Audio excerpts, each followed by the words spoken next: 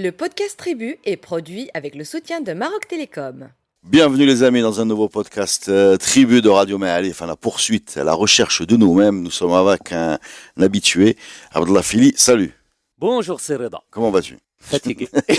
Bon, on va pas spoiler la suite, mais Abdallah Fili est en train de faire des grandes fouilles dans le sud du Maroc, c'est ça? Oui. Inch'Allah, on va revenir là-dessus une autre On va fois. revenir là-dessus, mais il faut faire quelques petits spoilers comme ça C'est ça. pour maintenir le public en alerte. Pour déranger les C'est gens. ça votre problème, c'est que vous ne vous rabaissez pas à fabriquer des feuilletons Non. pour susciter l'intérêt. Il faudrait le faire, parce que c'est ça. Tu sais qu'Indiana Jones, c'est un archéologue. Ah oui. Ouais. Avec un fou et c'est vous plaît. Avec un fouet, donc. Je vois. n'ai pas. Bah, écoute, Mais, tu es notre Indiana Jones.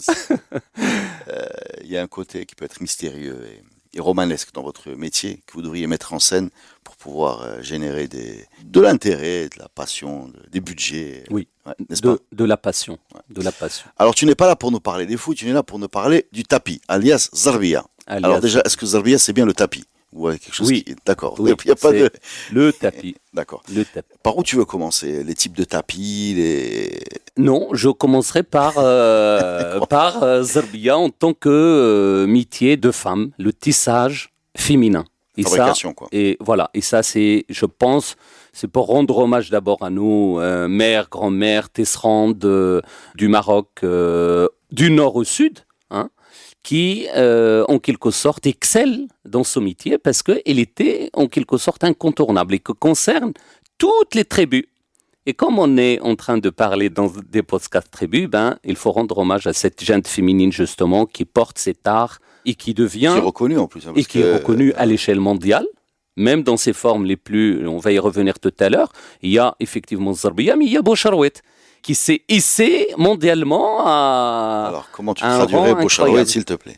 Alors Boucharouet, c'est les restes en fait de tissus qui étaient destinés depuis très longtemps. C'est les chiffons en fait découpés et tissés par les femmes. C'est le Et- recyclage, en fait.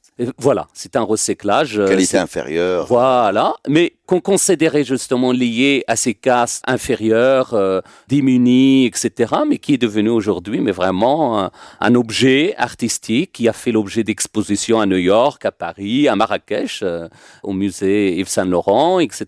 Tu vois, hein. D'accord. Alors, donc ce savoir-faire, il est basé sur quel type de technique? On parle bien Alors, du métier à tisser. justement, c'est un métier ancestral, mais dont l'histoire est difficile, parce que c'est un produit difficile à reconstituer, parce que c'est un produit périssable. D'accord. On sait pertinemment Bon, qu'à il se- l'époque il se médiévale, dissout. Il se dissout. voilà, il se dissout dans les couches archéologiques. Donc, on ne peut pas vous présenter, par exemple, les tissus. Tapis almohad. Il est tapé almohad ou Quel almohadi. dommage. À quelques exceptions près, notamment dans les zones sahariennes. On sait pertinemment, par exemple, j'ai un collègue qui a travaillé sur Tadmaka au Mali, qui a trouvé un morceau de tapis venant de très loin, en soie et en laine. Mais à la rigueur, ça on peut le voir dans les matériaux utilisés. L'essentiel, c'est que la matière première du tapis marocain, c'est la laine. Et à côté, on peut trouver des matières précieuses comme la soie, par exemple, naturelle.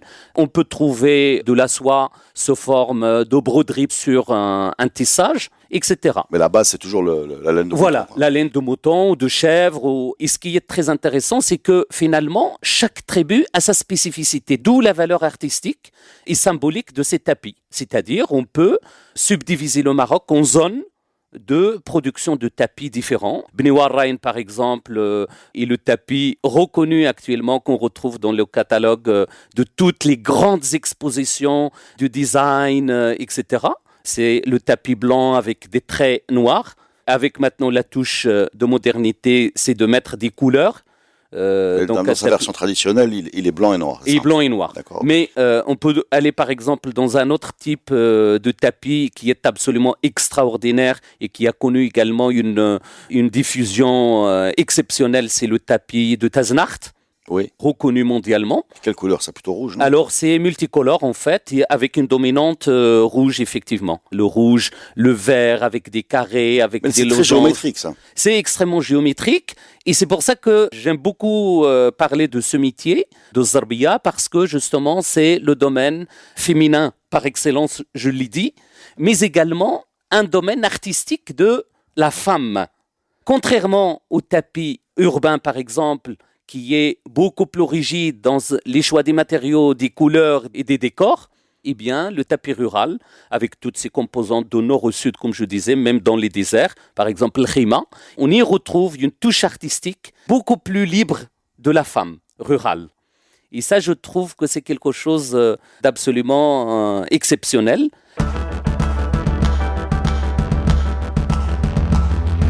Au Maroc, on n'a pas donné beaucoup d'intérêt à ce métier, sauf peut-être au sens muséologique ou muséographique. Sinon, effectivement, l'artisanat, le ministère de l'Artisanat a fait beaucoup de travail, pas de documentation, mais au moins qui rentre dans ses compétences, c'est-à-dire la diffusion, la commercialisation, etc. Ça, ils ont fait un travail de fond. Mais la documentation elle-même manque encore sur ce sujet. Par exemple, à l'exception des textes relativement anciens maintenant qui sont des références d'Amahan, de Khatibi, des étrangers sur le tapis, eh bien, il y a très peu de documents, et notamment le tapis rural, il y a très peu de sources documentaires que l'on peut mobiliser.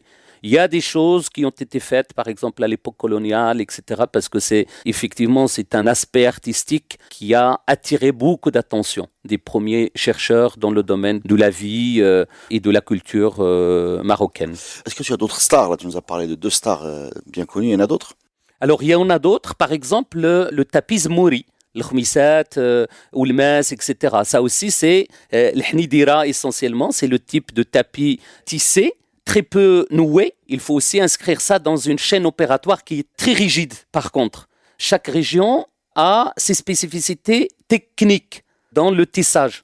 Soit tissé, effectivement, c'est souvent un métier de tissage soit vertical, soit horizontal. Horizontal, on le trouve essentiellement pour les fliges, par exemple, pour faire les morceaux de tissage de la tente, par exemple, soit dans le Moyen Atlas, soit dans le Sahara, etc. Ça a existé. Maintenant, avec la modernisation, ça a plutôt tendance à disparaître. Et c'est souvent des matériaux différents, soit de la laine, soit de la laine de chèvre, difficile à tisser, beaucoup plus difficile à tisser. Et dans les zones où il y a par exemple le chameau, eh bien c'est le wabar, c'est la laine de chameau. Ah, ça marche ça aussi. Et ça marche aussi. Il y a un moment, donc il faut tondre un chameau. Il faut tondre un chameau, notamment dans le... Quelle opération. Voilà. Non, parce que tondre un mouton, il y en a $7, mais... Oui. Et effectivement, tous ces métiers, ils sont en train de disparaître. Et il faut les étudier et les documenter. Si on reste sur les motifs, parce que moi j'ai toujours trouvé ça mystérieux, la passion que nous avons développée pour la géométrie, les petits signes. C'est à peu près d'ailleurs les mêmes qu'on trouve sur les tapis, sur shkara, parfois sur Jemen, sur la décoration, parfois tu as des choses comme ça qui reviennent. Est-ce que vous avez une idée précise de l'origine, de la signification de ces... Alors c'est un domaine où il y a beaucoup... Ou est-ce qu'on est dans de l'esthétique pure et les gens créent quoi? Très sincèrement, je n'apprécie pas beaucoup de choses d'interprétation. Parce que c'est souvent des interprétations, on va dire, intelligentes des chercheurs. Or, s'il y a une signification à chercher, il faut la chercher chez les artisans bien sûr. Et les tisserands. C'est ce que je te demande. Est-ce que quand on va chez une tisseuse et qu'elle décide de mettre une ligne de triangle, globine, enfin je sais pas comment est-ce que dans sa tête c'est quelque chose ou c'est visuellement bien sûr. Ça lui non, plaît? C'est quelque chose dans sa tête, effectivement. Et pourquoi dans ma tête c'est pas quelque chose? Pourquoi je le sais pas? Pourquoi c'est pas connu? Tu as compris ce que je veux dire? J'ai attiré ton attention sur le fait du discours intelligible, en fait rendu intelligible par le chercheur lui-même et ne venant pas des tisserands elle-même. Tu vois ce que je veux dire? Je comprends très bien, mais là on n'a même pas besoin de chercheurs. Mais dans sa tête, effectivement, il y a une signification. Il y a la montagne, il y a des êtres vivants, le serpent, la mer, etc. Est-ce qu'on a un catalogue, on va dire, de la signification? En toute honnêteté, on a quelques prémices, on va dire, relevées par les uns et les autres, dont je suis incapable, en fait, de juger. En termes de signification ou de portée, on va dire, de portée interprétative. D'accord. Est-ce que c'est plutôt un mélange entre l'interprétation du chercheur et de la signification que la tisserande, par exemple, donne à ces motifs? Voilà, c'est tout le problème, en fait, à approcher ça. Mais toujours est-il que ce décor-là ne concerne pas uniquement le milieu rural. Ah, bien sûr, bien sûr. Bien sûr. Il concerne également, mais dans le milieu, par exemple le tapis rbati, Ouais. eh bien les motifs sont pratiquement répétitifs. Ouais. On les voit d'un tapis à un autre et encore aujourd'hui. Et c'est justement sur ça, et c'est ça qui pose problème par rapport à la commercialisation de ces tapis. Ils sont super lourds, ils ne sont plus, on va dire, dans l'air du temps, et indéfiniment répètent les mêmes choses depuis 10 siècles et 10 siècles. Pourquoi je dis 10 siècles? Au moins 2 siècles, ou un peu plus de 2 siècles. Tout simplement parce que des tableaux de peinture, par exemple, des orientalistes, on trouve des tapis. On les trouve même dans la documentation, dans les musées européens, récupérés par les ambassadeurs, par les Tu veux peintres, dire qu'ils sont restés etc. identiques, ce qu'on C'est a ça, retrouvé. c'est Ouais. ça. D'accord. Ce qui fait que ça pose un problème d'évolution, etc. Contrairement au tapis rural, où il y a effectivement une certaine Plus d'adaptation. rigidité parce qu'il y a une tradition, mais en même temps, le mode d'apprentissage, de l'apprentissage et de transmission de ce métier d'une vieille à une jeune, de mère en fille, plus etc., souple. est beaucoup plus souple. Et il donne, on manque d'autres éléments, d'autres modes d'expression de cette femme rurale, eh bien, il l'exprime directement sur le tapis.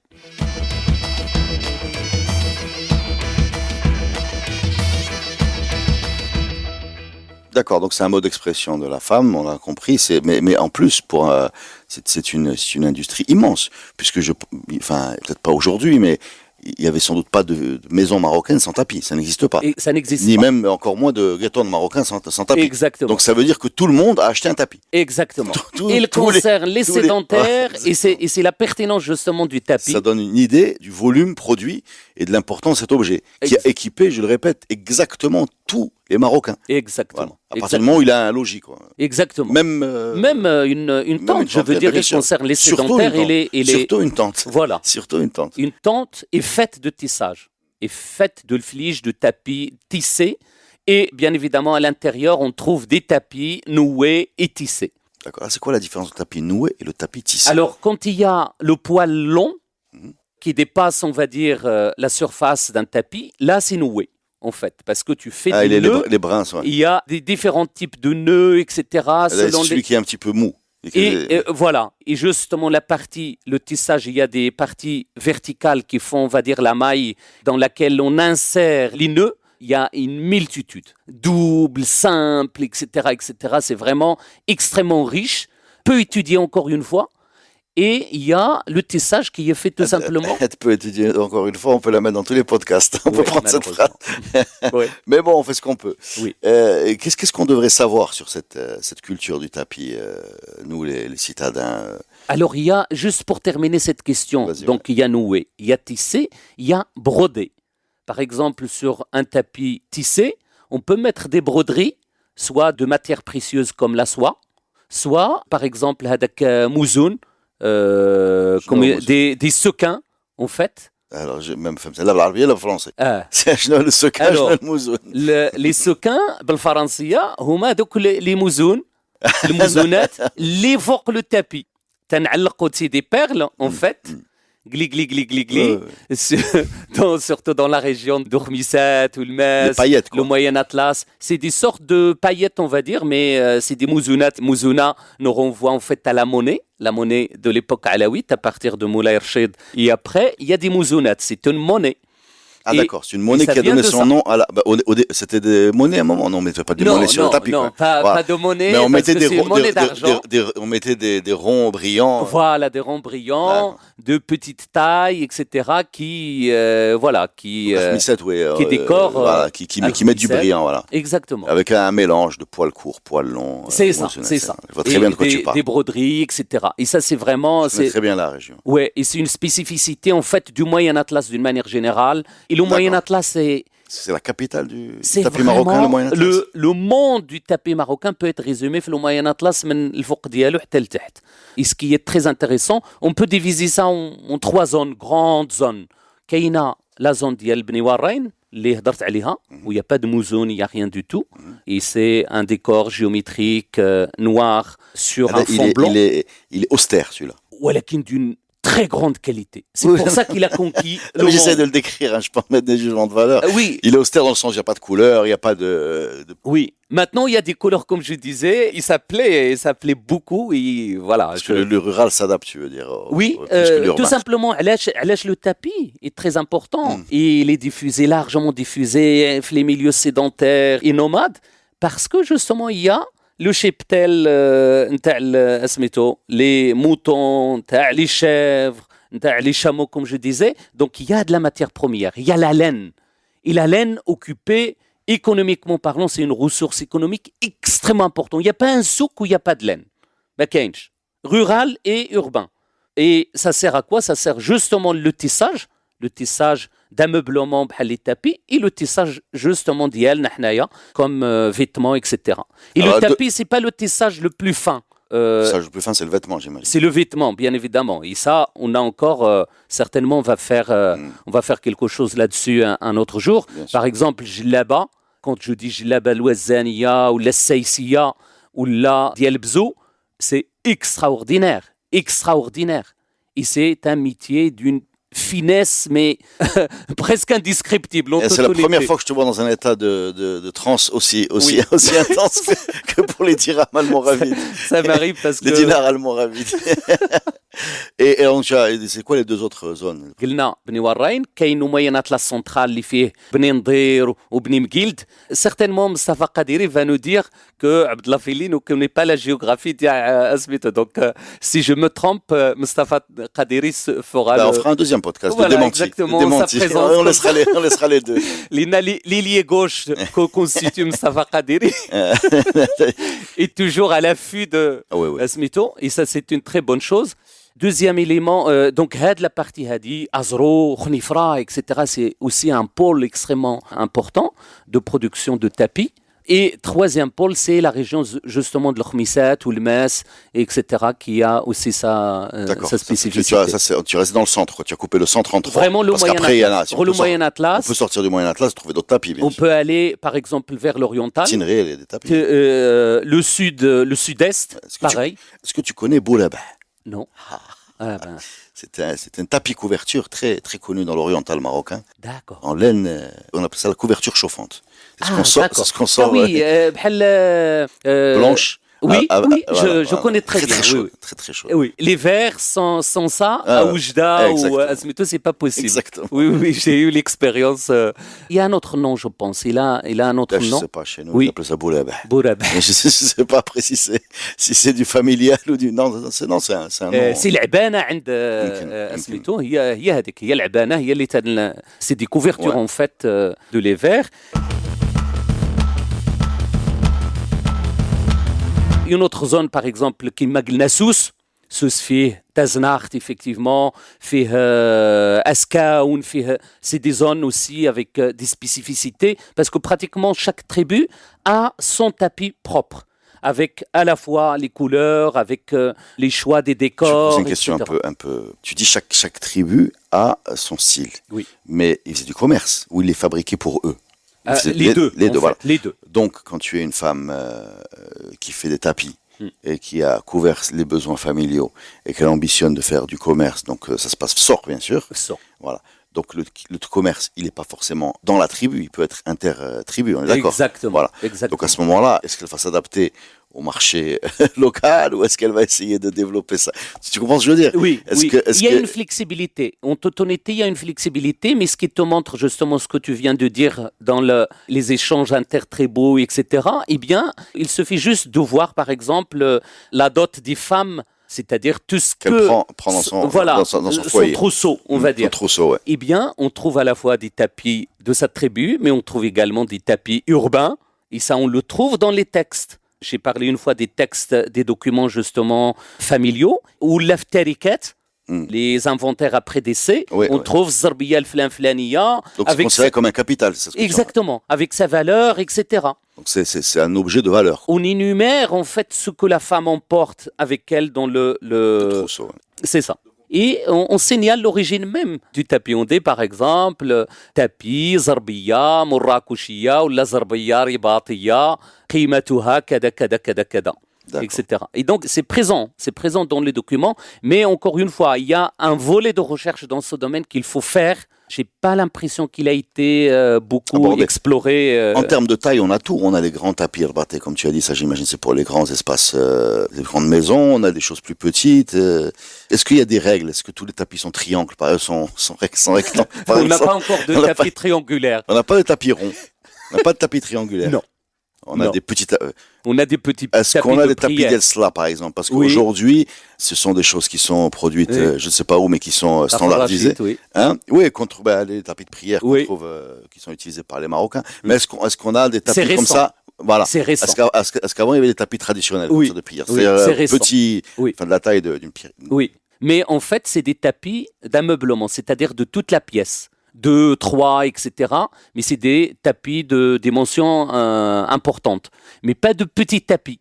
Tout simplement parce que celui qui va pénétrer l'espace où il y a un tapis, jamais il marchera dessus avec ses chaussures. Jamais. On enlève ses chaussures avant de pénétrer dans l'espace. Enfin, à couvert ce d'ordi. jour. Hein, Oui, à ce jour, dans les. Ça tu dépend. marques- Et donc, J'ai c'est compris. strictement l'espace d'invitation est un espace propre à la prière, etc. Donc, c'est pour ça qu'il n'y avait pas de tapis. Petit tapis que les gens prennent pour aller le jama. Le Qui jamais. font en gros Non. 1 mètre de large.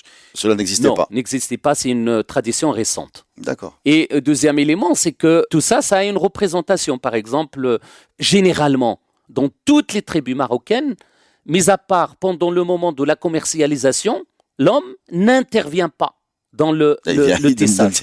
Mais il vient à la fin pour prendre le cash. C'est Malheureusement. encore pire. Tu as voulu nous faire le féministe. Et en fait... Eh ben oui, il y a toujours derrière. Non, oui. non, sérieux. Il Oui. y a pas de. C'est-à-dire quand tu dis intervient pas, c'est-à-dire qu'il. C'est-à-dire en fait, au moment même du montage du tissage, sa présence est déconseillée, voire prohibée. Ah, d'accord. Et donc, c'est un métier chargé de symboles et chargé de coutumes et de traditions, parfois extrêmement exigeantes, comme celle que je viens de dire. D'accord. Est-ce qu'il y a d'autres exemples de coutumes et traditions? Par exemple, quand on commence un tissage, il faut تتسمى تحلية. شنو التحليل؟ التحلية هو أنه أنا je vais te fabriquer un tapis. Tu m'as commandé un tapis. Tu as commandé un tapis à cette femme. Le jour où il va commencer son tissage, il faudrait que tu achètes à manger, que tu achètes السكر, الحليب, حلو زعما, c'est ça شي حاجة حلوة. D'accord. Troisième élément, c'est que ces femmes-là, généralement, quand ils vont se marier, etc., on leur demande, on fait des enquêtes sur les femmes avant mariage. Et donc, les enquêtes d'aujourd'hui sont différentes de celles d'antan. Et donc, on demande, wesh خدامة. خدامة, c'est pas est-ce qu'elle est instite ou la smito, non. Est-ce qu'elle est capable de tisser, de soit le tissage justement d'ameublement بحال هكذا, ou là le tissage de vestimentaire, ou là شي حاجة بحال هكذا. D'accord. Donc c'est un élément, C'est une compétence, quoi. c'est une compétence recherchée dans Et le. reconnue. Là, c'est pour le tissage, mais on peut parler de ça aussi pour la poterie ou autres métiers artisanaux. Ça veut dire en fait que dans la société, c'est quelque chose qui est Valorisé. valorisé. Bien sûr, bien sûr. Qui est valorisé. Bien sûr. Je voulais parler également des niveaux sociaux représentés par le tapis. Quand on est chez un Kaid, par exemple, on ne va pas trouver Boucharouette à l'époque. Bien sûr. Aujourd'hui, on peut le trouver même dans le palais présidentiel, je ne sais pas, d'un pays européen. Et bien sûr, il y a des catégories Voilà, de qualité, de prestige. c'est ça. Voilà. C'est ça. Et de prix, bien sûr. Et de prix, par conséquent, qui est... C'est quoi le plus cher? Ah oui, le plus cher aujourd'hui, c'est Bni Warrain et Taznacht. C'est une hype récente ou ça a été également des tapis prisés dans le passé? Alors, Bni Warrain et Taznacht, les deux sont précieux depuis le début. Ils ont eu une diffusion importante et surtout... Donc dans la bourse du tapis, c'est le Boucharouette qui a fait une entrée C'est récente. ça. Voilà. Et Autrement, c'est ça. les autres sont restés des valeurs stables. C'est ça, Voilà, il a été exactement. propulsé par une hype récente. Voilà. Et Taznacht, en fait, a perdu en quelque sorte la main devant... il a été devancé par Bni Warrain ces dernières années. Mais est-ce que tu suis le cours du tapis ou là tu... Je suis très sensible au changement culturel dans le domaine du tapis parce que c'est quelque chose que j'apprécie beaucoup. Et Est-ce que tu as chez toi? j'en ai, mais pas beaucoup parce que la vie en ville ne permet pas de stocker les tapis, mais je connais des amis qui ont des collections. Je voulais signaler aussi que le travail de tissage de tapis est un travail collectif. رحنا تنهضروا على les tisserandes, mais en fait, il y a pratiquement jamais de tapis fabriqué de bout en bout par une seule Ouais, c'est un travail femme. collectif. C'est un travail collectif. بحال le couscous, parce que le couscous comme Oui, la encore semoule. que là, c'est pratiquement une exigence. Les nains, toute la chaîne opératoire, même le lavage de la laine, jusqu'à son filage, jusqu'à son tissage, etc., c'est un travail long et c'est un travail fastidieux. Et donc, il nécessite l'intervention de l'aide, soit familiale, soit même de la communauté des femmes. Par exemple, je suis coincé, je dois livrer mon tapis, il y a un mariage qui est proche, il y a une commande pressante, etc. Et donc, à ce moment-là, je fais intervenir les copains, les copines plutôt. comment s'appelle un travail collectif بشلحة Ça s'appelle Twiza. Voilà. Tiwizi. Tiwizi, c'est-à-dire on s'entraide pour atteindre l'objectif final. D'accord. Fabrication, Je sais pas etc., comment on s'est etc. débrouillé, mais dans le Maroc urbain du 21e siècle, ça veut dire orgie, quoi. Je sais pas si... Oui, Si- oui, si ça y a- renvoie s'il y a un rapport entre les à deux. d'autres secteurs d'activité qui ne sont C'est pas les un miennes. travail un peu Mais... spécial. Non, mais je sais pas si l'un vient de l'autre, mais c'est assez étonnant Non, parce ça, que ça vient de ça, mais c'est le collectivisme, on va dire, c'est qui c'est une dérivée. voilà, C'est une dérivée. exactement. Donc, travail collectif, travail important, travail valorisant, travail... Collectif, ça influence justement, ça influence le produit fini. C'est-à-dire, tu peux trouver des stratigraphies. Je reviens à mon métier d'archéologue, des stratigraphies justement décoratives, etc. Et même dans la technique de tissage, dans un seul tapis. T'imagines? Ça, c'est quand même extrêmement intéressant de voir que, comme dans la construction, tu as un contrat avec un ma'allem, il n'a pas la capacité de te livrer ton chantier, par exemple, à temps, eh bien, il fait appel à un autre ma'allem et tu vois la différence de métier, des mains, de la touche, etc. Et ça, c'est vraiment un autre élément qui est Est-ce qu'il intéressant. n'y a pas deux métiers à tisser qui font la même chose, en fait? Pas du tout. Il n'y a pas Exactement. deux femmes qui font les mêmes choses. Exactement. Voilà. Exactement. Donc, en fait, c'est paramétrable à l'infini. Enfin, avant l'industrialisation, parce que j'imagine Voilà, maintenant... c'est aujourd'hui. individuel. D'accord. C'est forcément, l'artisanat suppose qu'il n'y a pas une cruche identique à une autre. ما كايناش. Il n'y a pas un tapis identique à un autre. ما كاينش.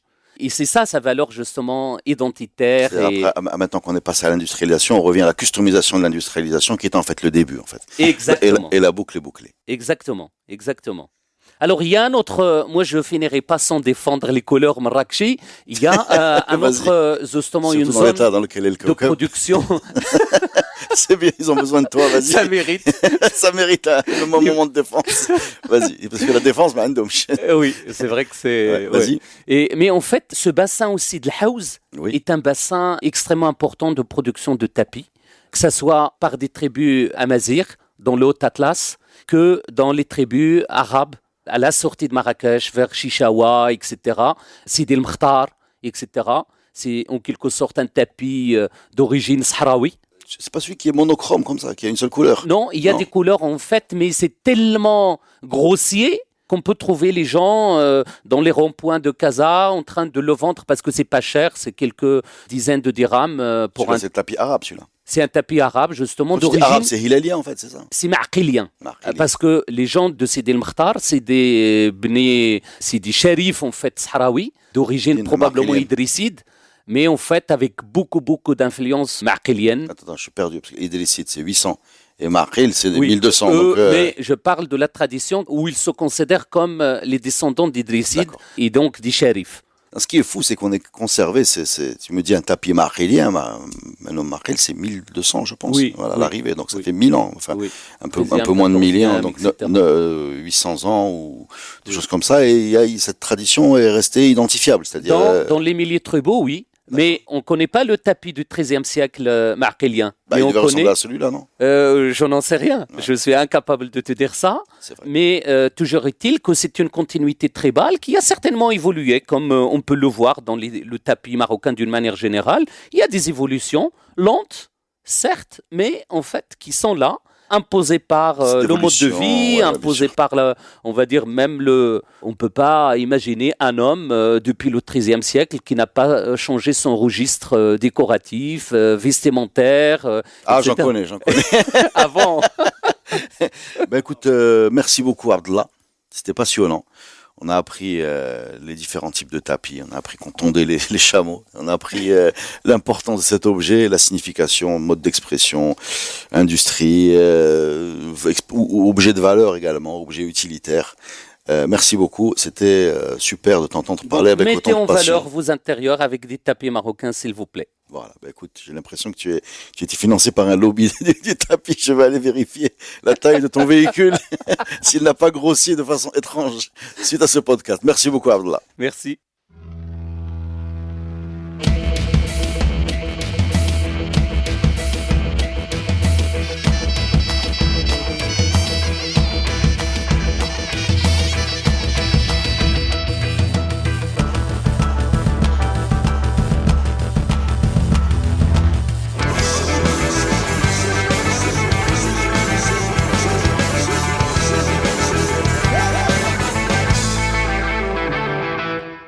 Le podcast Tribu est produit avec le soutien de Maroc Télécom. Maroc Télécom, un monde nouveau vous appelle.